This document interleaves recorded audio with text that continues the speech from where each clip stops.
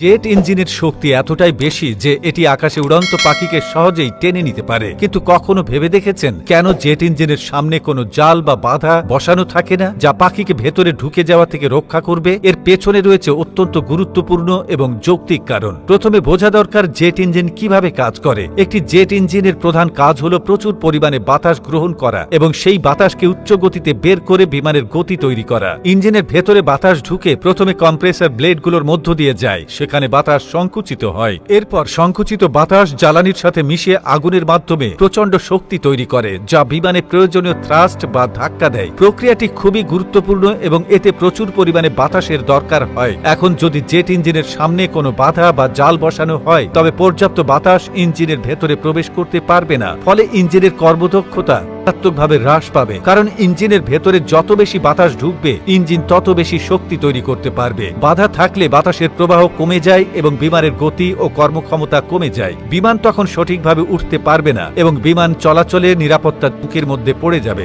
এজন্যই জেট ইঞ্জিনের সামনে কোনো বাধা স্থাপন না করে ইঞ্জিনগুলোকে এমনভাবে তৈরি করা হয়েছে যাতে তারা যে কোনো ছোটখাটো ভাবে, যেমন পাখি বা অন্যান্য ছোট বস্তু, সহজেই সামলাতে পারে। জেট ইঞ্জিনগুলো এতটাই শক্তিশালী যে যদি কোনো পাখি ভুলবশত এই ইঞ্জিনে ঢুকে পড়ে, তাহলে সে পাখি মুহূর্তে চূর্ণ বিচূর্ণ হয়ে যায় এবং ইঞ্জিনের কোনো ক্ষতি হয় না। ইঞ্জিনের এই শক্তিশালী নকশার কারণে পাখি বা অন্যান্য কোনো বস্তুর কারণে ইঞ্জিনের কার্যকারিতা কমে যায় না, বরং বিমান নিরাপদে উড়তে থাকে। এই পদ্ধতিটি বিমান চলাচলে নিরাপত্তা নিশ্চিত করতে অত্যন্ত গুরুত্বপূর্ণ। পাখি বা অন্য কোনো বস্তু ইঞ্জিনের মধ্যে ঢুকলে সেগুলো ইঞ্জিনের বড় কোনো ক্ষতি করতে পারে না, কারণ ইঞ্জিনকে এমনভাবে ডিজাইন করা হয়েছে যাতে এতে খুব দ্রুত সব সামলাতে পারে। তাছাড়া জেট ইঞ্জিনগুলোতে অ্যান্টি আইসিং সিস্টেম সহ বিভিন্ন সুরক্ষামূলক ব্যবস্থা থাকে, যা নিশ্চিত করে যে ইঞ্জিনে অতিরিক্ত তাপমাত্রা বা অপ্রকাশিত ক্ষতি থেকে বিমান সুরক্ষিত থাকবে। অনেকের মনে প্রশ্ন জাগতে পারে, কেন বিমান নির্মাতারা ইঞ্জিনের সামনে আটকানোর জন্য কোনো ব্যবস্থা রাখে না? এর উত্তরে বলা যায়, এমন কোনো বাধা থাকলে সেটি ইঞ্জিনের জন্য বেশ ক্ষতিকর হতে পারে। কারণ ইঞ্জিনের সামনে থাকা বাধা যদি ইঞ্জিনের ভেতরে ভেঙে যায় বা আটকে যায়, তবে পুরো ইঞ্জিন ক্ষতিগ্রস্ত হবে এবং এতে বিমানের উড্ডয়ন ব্যাহত হতে পারে। তাই বাধা রাখার পরিবর্তে ইঞ্জিনকে